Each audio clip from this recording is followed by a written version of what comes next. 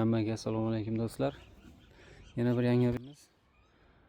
Bu ham mana shunaqa bir etajli maktab. Yangi noldan qurilyapti. Kabel tashlash ishlarini boshlagan keldik. Biz boshlab yubordik ham darcha.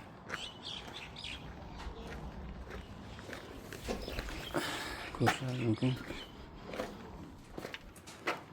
Bir xil maktab. O'sha bundan oldin kabinetimiz qanaqa bo'lsa, bu ham xuddi shunaqa.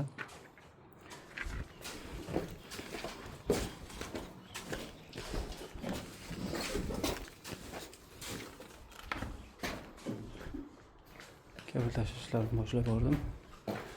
Hozir bu 3-xona bugungi.